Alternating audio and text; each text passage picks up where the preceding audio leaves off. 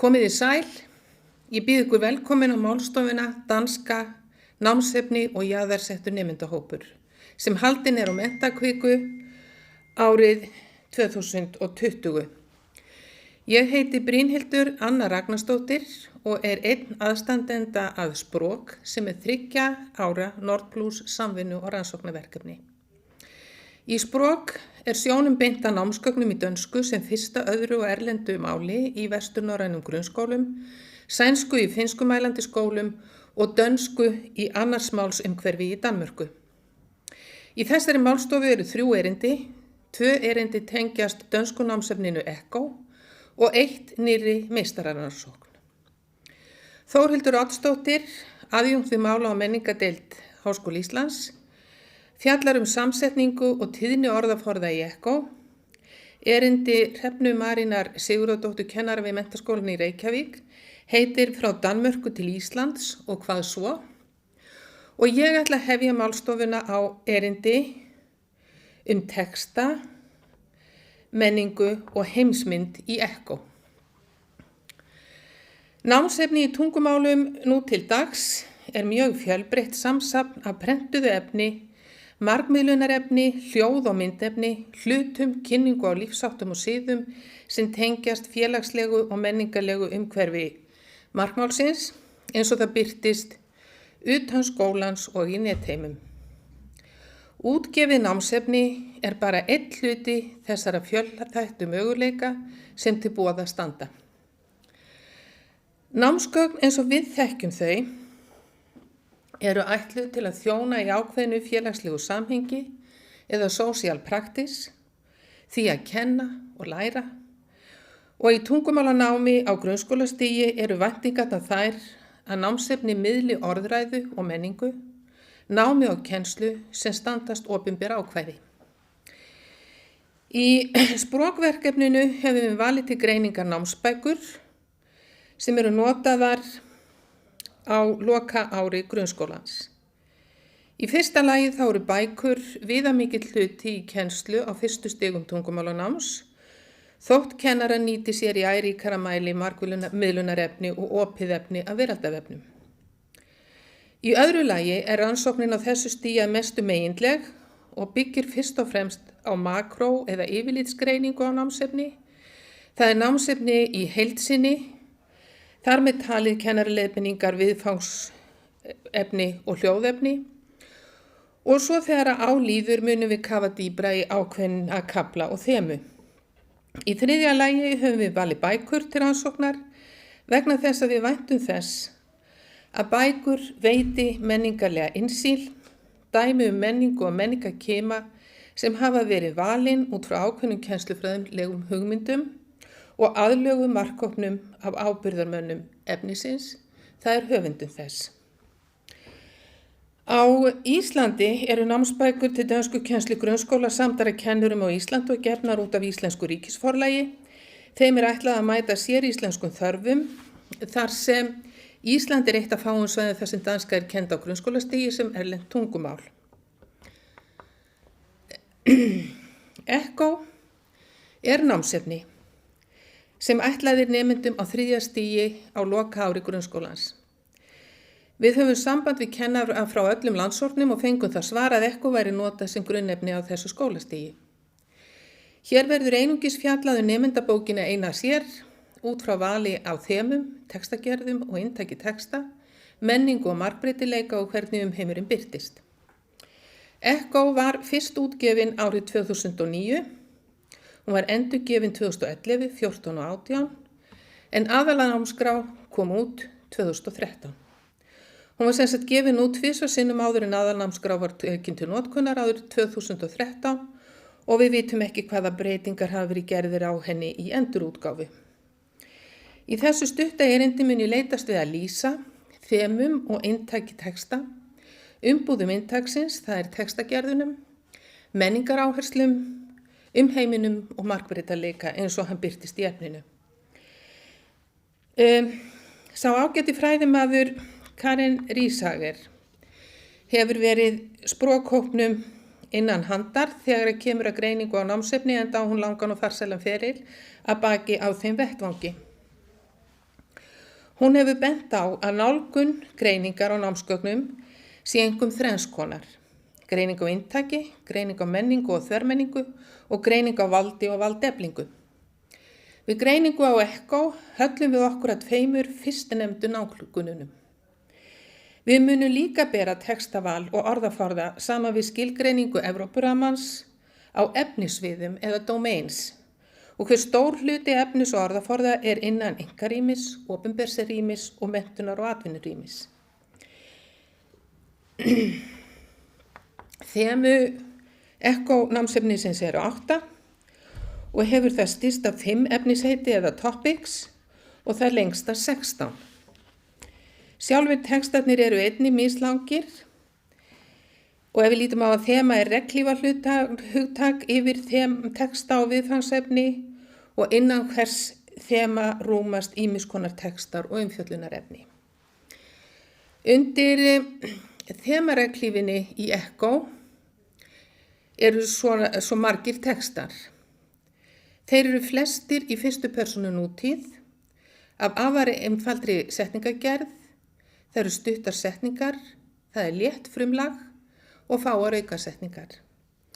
Og eins og sjá má eru textarnir af nokkrum gerðum, svo sem eins og einfalda frásagnir, dagbókarfærslur sem eru líka svo sem frásagnir, það er samanburður í 3. persónu og sögur, fréttir og svo framvegis.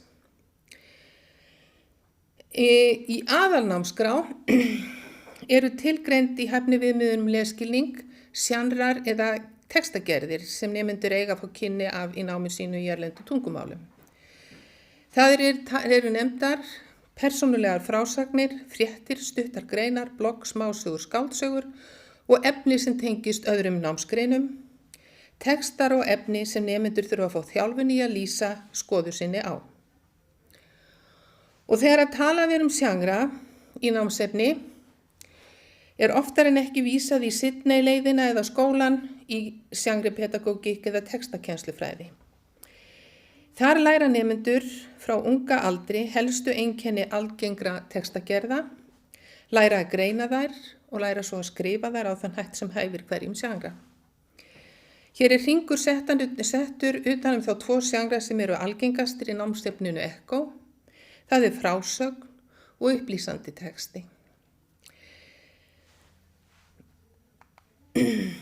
Textagerðirnar í ECHO námsefninu falla algengustu textarnir í flokk persónulega frásagnir, línulega frásagnir af almennum og persónulegum toga, ég-frásagnir, skrýtlur, dýrasögur og svo aftur ólínulega texta eins og fréttir, sem almennt séð hafa sína eigin formúlu, sem er hvað, hvenær, hvernig og hvers vegna. Annars stærsti hluti textana í ECHO eru upplýsandi efni, svo sem sögulegi textar og fyrirmæli, en það er lítið útskýringar þar sem eru orsakir og afleiðingar og skýrslur. Og við höfum ekki enn greint fyrirmælin í undirflokka. Og þá komum við að menningunni. Menningun er speglun á fjölbreyttri lífssýn og viðhorfum fólks, fjölþættum viðfangsefnum, þekkingu á heiminum, reynslu og lífssögum. Ýmsar nálganir við greiningu námsgagna eru þekktar og fræðimenn hafa sett viðmið til að ganga út frá, svo sem eins og greiningarmódel Michael Byram, Molerino og Riesager. Það sem íslensk aðalnámskrá að rætur í Evrópurammanum höldum við okkur við lýsingunni við þau ákvæði þar sem talin eru nauðsynleg í inntaki námsefni og viðfangsefni tungumálanáms í Evrópurammanum. Daglegt líf,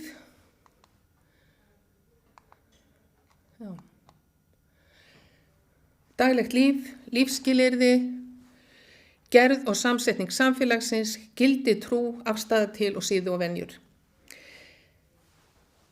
Þessi sýn á inntak náms endurspeglast jafnframt í hæfniviðmiðum menningarlæsi í aðalnámskrá grunnskóla.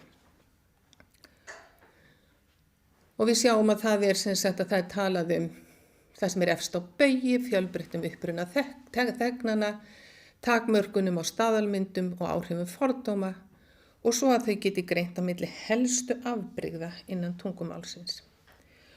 Og hvernig birtist svo veröldin ytri veröldin í Ekko. Hinn ytri heimur birtist í skrýtlum og hrakfarasögum sem jafnvel enda með dauða viðkomandi. Dýrasögum, algengum mat, þar sem hann tengdur upprunalandinu og svo glæpum og óráðvendni. Í flestum tilvikum aðalpersónan karlkyns og löndin sem koma við sögu úr flestum álfum heims. Stuttist aldra við á hverjum stað. Norðurlöndin og flest sem þeim viðkemur glimrar við sitt fraver. Þau eru varla nefnd. Sama gildir Danmörku, landið sem fóstrar tunguna sem ræðir, fjallaður danska skólakerfið eins og það snýra nemendum á lokaári og þá möguleika sem háskólanni bjóða nemendum á loknum grunnskóla. Einstaka dönsk staðanöfn detta inn á stöku stað þótt umfjöllunarefnið mætti staðsitja hvar sem er. Er þá ekkert hægt að segja Danmörku í námsefni fyrir nemendur í grunnskóla? Danmörk ekki bara skagi og margar eyjar, heldur það í ríkjasambandi við Grænland og Færeyjar. Danska hluti af menningu landamæralandsins sem skilur að Danmörk og Þýskaland. Danmörk eitt ríkjanna í Norðurlandasamstarfinu. Það aðili af Evrópusambandinu og Schengen. Danmörk á langa sögu sem nýlenduveldi í Karibahafinu, Vestur-Indíum, Asíu og Afríku. 10% Dana fluttu til Vesturheims og upp úr aldamótum 1900. Danmörk þekkt fyrir verslun og viðskipti, ballett, handbolta, kvikmyndagerð, hönnun, arkitektúr, tækni, lakkrís, reiðhjólamenningu, hamingju og huggu. Auk H.C. Andersen og Lego og konungsfjölskyldunar. Í Danmörku íbúar yfir 200 þjóðernum. Þeir setja mark sitt á danskt þjóðlíf. Hvaða reynslu hafa nemendur á Íslandi af Danmörku? Hvað hafa þeir séð og hvað hafa þeir upplifað? Hvernig Danmörk, Danir, siður og venjur kynnt í námsefni í dönsku? Fyrsta yfirferð í veröld Ekko leiddi í ljós að Danmörk sem samfélag og menning nánast ósýnilegt í námsefninu, Norðurlöndin og þeirra menning ekki nefnd á nafn, þótt skýrt sé tekið fram í aðalnámskrá og þau og tungumál þeirra skuli kynna. Ekko hefur mjög alþjóðlegt yfirbragð, veruleikinn í námsefninu óstaðsettur, myndir ekki velfallnar til að vekja umræðu, textagerðir fábreyttar, óljóst hvað ræður vali á orðaforða og málfarsáherslum, raddir unglinga yfirborðslegar, efnisval og málfar einfalt, útlit og efnisval og textaframsetning líkist svona eins og barna og unglinga tímaritum. Þá hef ég lokið máli mínu en eins og sjá má á þessari síðustu mynd ansi margt áhugavert hægt að segja Danmörku. Takk fyrir mig.